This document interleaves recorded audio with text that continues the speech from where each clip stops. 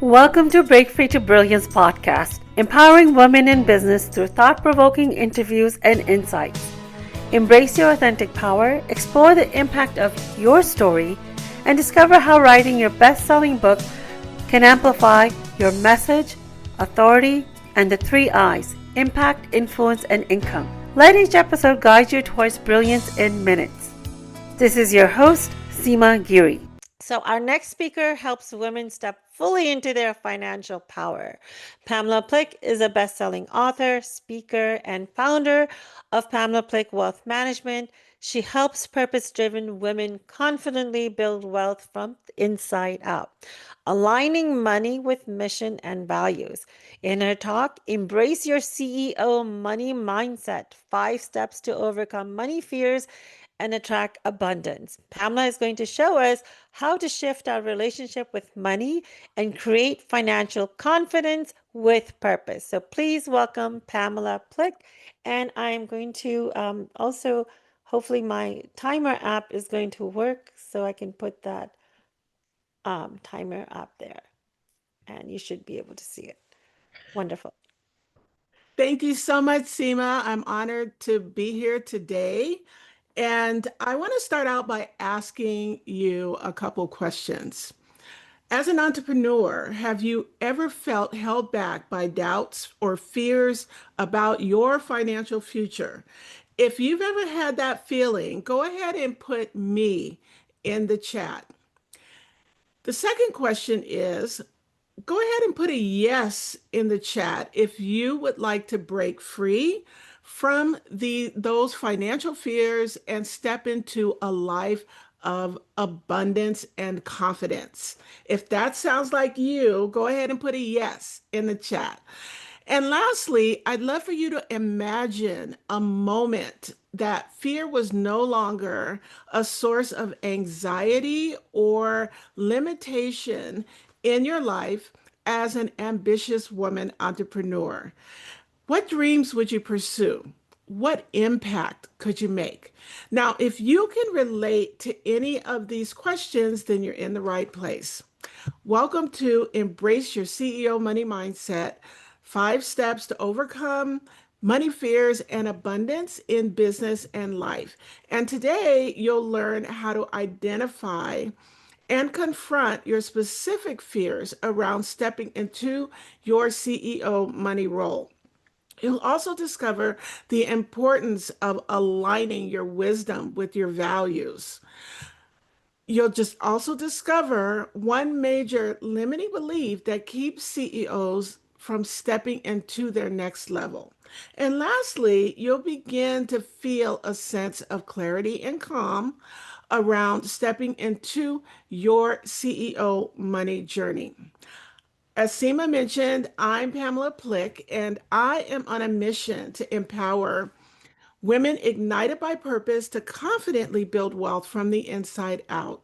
As a speaker, show host, best-selling author with over 30 years of experience in the financial services industry, my knowledge and expertise gained as a certified financial planner practitioner, as well as a certified money coach and CEO and founder of Pamela Plick Wealth Management, I've helped hundreds of women achieve personal and professional success. Now, I want to start out by saying that I am so grateful to have a life that I love and a business doing the work that I feel called to do, not only with financial freedom, but also the flexibility to spend time doing things that I enjoy, like spending time with friends and family, as well as supporting causes that I'm passionate about. Now, that was not always the case. I never planned on getting a divorce, but when my son Frank was only 2 years old, and this is some years ago, my husband and I separated and ultimately divorced. And I found myself in not only a scary place, but also angry and resentful. And I never imagined that I would be solely responsible for my son and all of our finances. Now, although I had just taken on a great entry level position in banking and finance, I was struggling to make ends meet, working as hard as I could to make enough for my son and I and hopefully get promoted. Now, but I didn't have a practical financial plan. Now, I knew how to save, but I did not know how to create a financial plan. Now, my plan was to work really, really hard, work long hours, and hopefully get promoted. And then I thought I would be able to spend more time with my son. And unfortunately, that's not what happened. Yes, I was promoted. Yes, I climbed the corporate ladder, but the cost was less time with my son. And so, fast forward a number of years, although by this time I'd built a successful banking and finance career, something was truly missing. I felt exhausted, not only mentally, but also physically and spiritually from years of overwork, and my career was no longer fulfilling. But what I realized is that I had never asked myself, what did I truly want beyond banking? What was my vision for my life? What was I really called to do? So I took a step back. I had a great mentor, spiritual mentor at that time. And I realized the first thing I needed to do was to embrace forgiveness. Forgiveness for not only my ex-husband, but for myself as well. Now, my ex-husband was a good man. He had a great heart, but unfortunately, we just couldn't make our marriage work. And forgiveness for myself, because honestly, at that time, I felt like a failure, being a young single parent. Now, I realized though later on that that was actually the catalyst that propelled me onto the journey that I'm on today. And the next thing I needed to do was to eliminate beliefs that no longer serve me, like the belief that I had to work really, really, really hard in order to get ahead. And we don't realize that our beliefs are actually imprinted upon us as children. And I know where that belief came from. It came from my military dad, who that was his reality in order to have a successful career in the military and move up the corporate or the military ranks to work really, really hard. And so I inherited that work ethic from him. And also I the belief that maybe I wasn't worthy of the life that I desired. And so once I got a handle on those beliefs and shifting those beliefs, then I started looking at the ways that I was living and managing my financial life that were no longer aligned with my current values. And lastly, I stepped into more education. I trained in training to become a certified financial planner practitioner and later on a certified money coach. And because I realized that I wanted financial freedom and I also wanted to start my own business. I really wanted to help other women, maybe who have not necessarily gone through a divorce, but have had a catalyst in their life that propelled them onto the journey that they're on today. So, again, I'm so grateful to have the life that I love, doing the work that I'm called to do with not only financial freedom, but the flexibility to spend time doing things that I enjoy and spending time with family and friends, as well as supporting causes that I'm passionate about.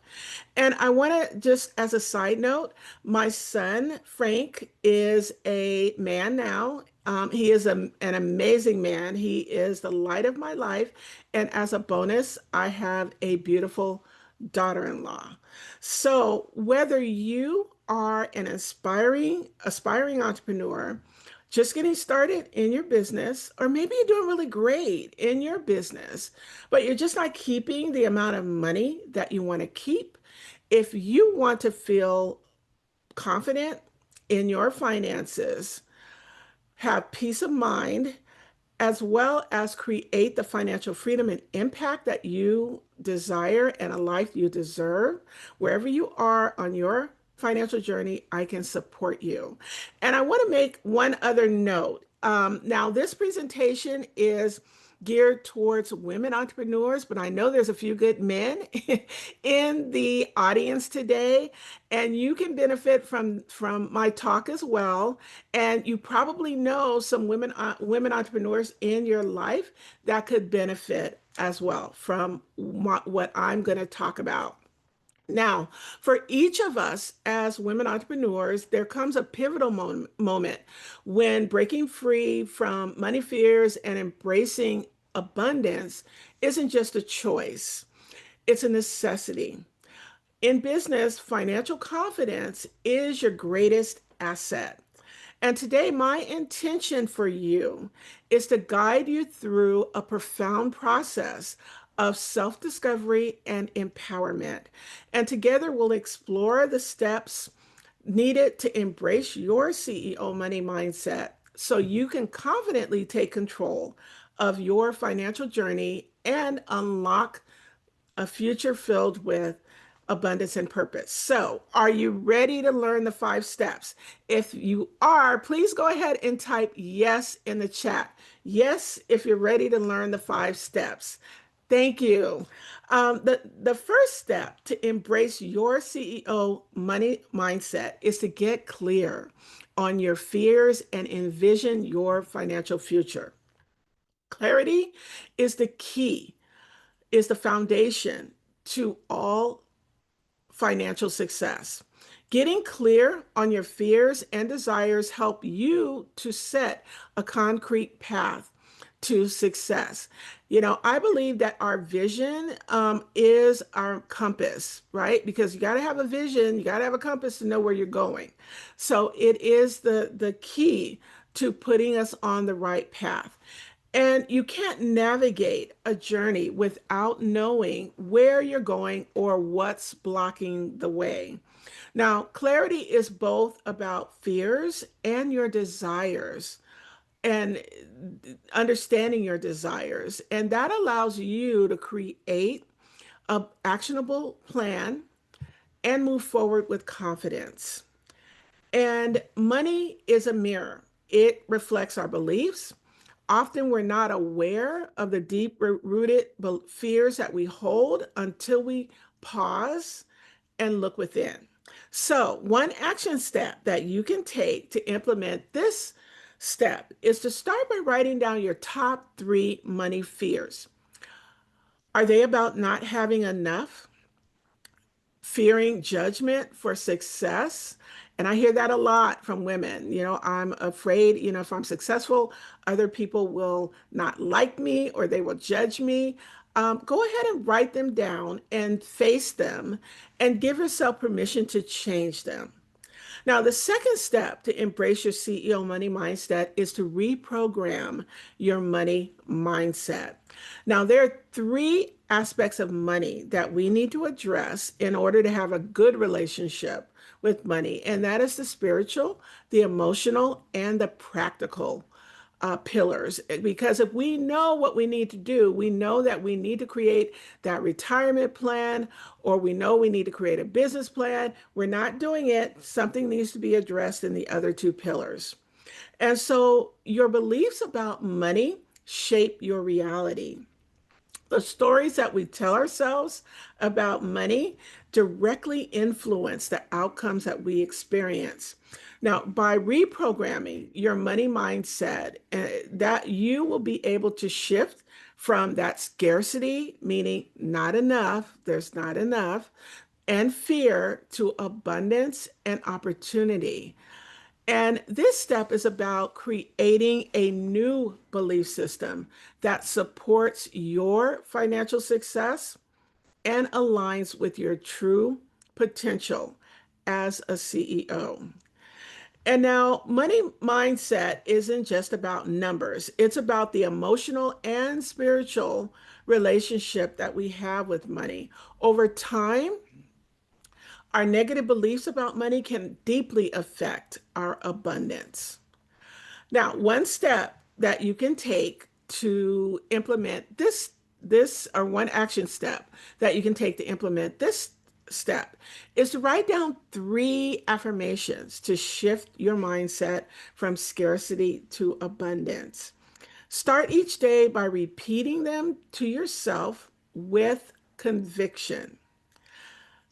Now, the third step to embrace your CEO money mindset is to release to receive. You can't attract abundance if you're holding on to what no longer serves you.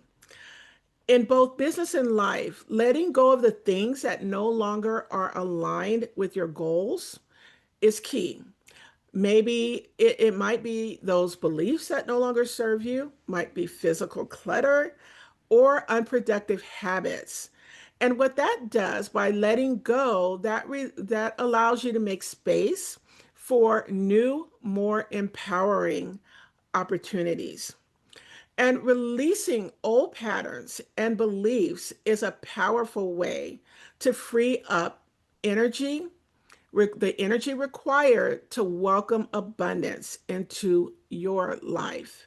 And I'd love to know, go ahead and type in the chat, what is one thing, it can be one small thing that you feel that you could do to release your old patterns, whether it's clearing out an old belief, or it might be declutter your workspace, or your home, or even any area that might feel chaotic, even if it's just a drawer, you know. So thinking, I'd love to hear what is one thing that you can do that you feel you can do to release the old patterns and welcome in the new. Now, one action step that you can take to implement this step is to take 10 minutes today to clear out one physical or mental space that's holding you back. It could be, again, a junk drawer, an old belief, a cluttered workspace, and create a space for new opportunities. Now, the fourth step to embrace your CEO money mindset is to transform your money habits. Your habits determine your financial outcomes. Successful CEOs know that controlling your financial habits, whether it's tracking your income, managing your expenses, saving and investing, is vital for building sustainable wealth. Transforming your money habits ensures that you remain in control of your cash flow by allowing you to consistently grow your financial foundation. And one of the biggest challenges that I see that stops many women entrepreneurs from reaching their next level is poor money habits. But the great news is habits are something that you can change, and awareness is the first step. Do you track your expenses? Are you actively investing? How do you talk about money in your daily life? So, one action step that you can take to begin to implement this step is to set up a weekly money date. And I love to call it either Money Monday or Financial Friday, and just create a time block titled Money Monday or Money Friday or Financial Friday. And that is your dedicated time to review your finances, track your expenses, and assess where you are, so that you can cut costs to be able to invest more. And now, some of us, one of the things I hear from women entrepreneurs also is that, they don't like looking at their numbers. Now, if it's something that you just don't enjoy, maybe tie it to a positive ritual or you're going to do a fun activity or reward yourself after. But make sure that you set up that money date. Now, the fifth step to embrace your CEO money mindset is to create abundance attracting rituals. Consistent rituals turn your desires into daily practices. Cultivating a healthier relationship with money by tracking your cash, watching how you talk about money, practicing gratitude, keeping your head out of the sand, or what I call the ostrich approach, and by setting money goals. Now, rituals are actions that we take to reinforce our mindset and our goals. When you make abundance a daily habit, whether it's through practicing gratitude, goal setting, or reviewing your finances, you align your actions with your vision. And abundance isn't something that happens randomly, it's something that you invite and cultivate through consistent rituals.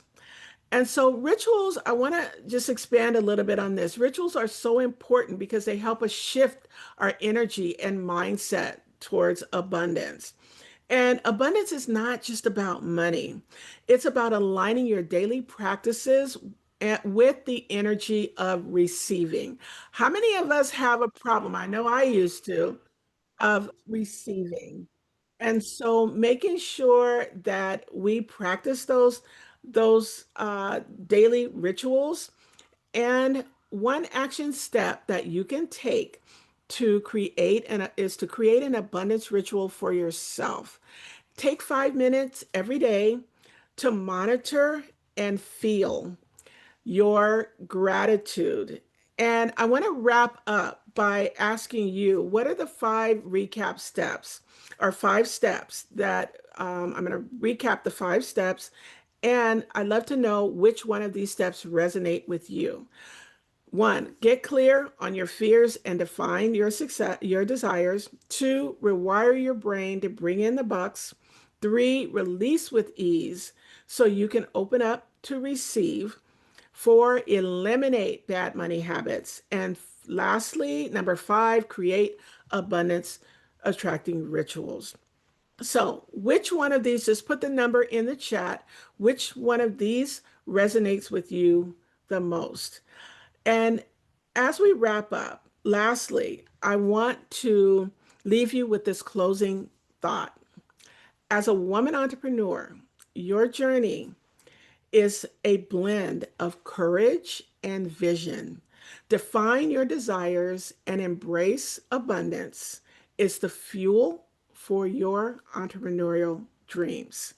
Thank you so much for stepping into this transformative journey with me today and unleashing your inner CEO.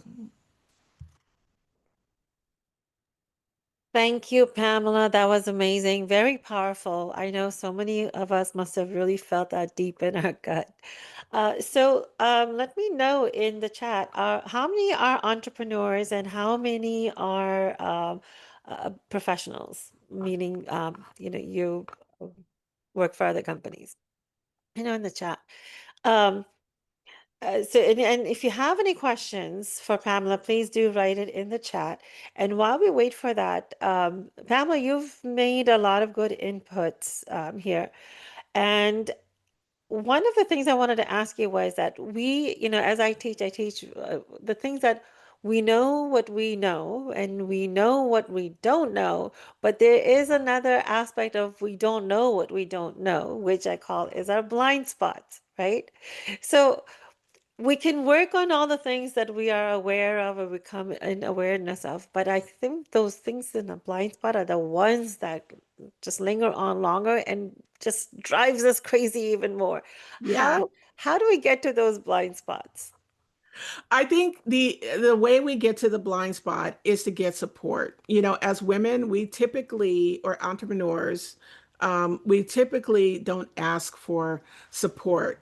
We see that as a sign of weakness, right? Because we're normally raised to be the caregivers, the nurturers. We take care of everybody else before we take care of ourselves. And so Mm. I think it's important to get that support by getting having a mentor, or a coach. If you're not quite ready, or you don't have the resources to make that investment just yet, there are some amazing groups or communities for women entrepreneurs. And I'm going to put a plug in for my community, if that's okay. I Yes. have a private Facebook community, and it's free. It's called Rise to Your Money Power. And it's for women entrepreneurs who are building thriving businesses while creating a more empowered relationship with money. So look for a community that resonates with you. And that way you get that support, because the good news is getting that knowledge is easy. You may not Hmm. feel like it, but there Yeah. are ways to get that. Wonderful. So there's many entrepreneurs in the audience. Wonderful. So, what is that saying? Oh, it's about birds. Birds and never mind. I'm not even going to attempt it. Okay. The other thing that stood out to me is the ability to receive. And Yes. we're always giving, giving, giving. I know that was one of my biggest problem was of receiving. But I did not know what that looked like. I mean, I had to really dig deep to finally recognize that. Can you give an example of what it looks like not to receive and then what kind of behaviors are we doing when we're not receiving and when we are receiving? I think that would Okay. help out the difference for the Sure. audience. And so, what it might look like in terms of not receiving is not when someone offers to give you support, or even not asking for support. That's one. But when Mhm. someone offer, because we're so used to doing things on our own. But when someone offers some type of support, or offers to partner with you, or mentor you, and we don't receive that. And that actually what it does is it blocks, because giving and receiving is a cycle. In order to be a good giver, and we have no problem giving, right? But in order to be a good giver, we also need to receive. And it's a cycle. And it opens us up to the field of more possibilities. So Yeah. receiving is important. And Pamela, because you said it's a cycle, when you say no to receiving, if someone's offering something, I mean, of course, it needs to make sense. You're blocking them from their, I guess, their karma or their duty of doing what they need to be doing, right? That Yes. really resonated when I learned it from that perspective. So another example I can give of saying that you're not receiving is how do you respond when someone compliments you? Yeah. Do you say thank you and enjoy that compliment, or do you say thank you and you feel like you have to give a compliment back, right? Or Uh, give it, kind of counteract the compliment too. Like, oh, exactly, yeah. exactly. So that was one of the biggest thing for me to help me realize, okay, I'm not receiving fully, and that's such a small thing. So, it is the small. I want you to realize what I want you to really get out of this when you're hearing from each speaker is that we're always thinking that we need to make this huge, big movement and take these big steps to have these big changes, which is true. But don't overlook the small needle point movements that you make that really impacts your energy and that what drives you in moving forward. They these small changes over time, over a week, over 2 weeks, over a month, they really become those big steps that you're taking. Right. Absolutely. Wonderful. I'm part of Pamela's community and I've known Pamela for um, A many few years now. years. Many years now, yes. And she knows what she's talking about. She has great community, so be sure to look that up.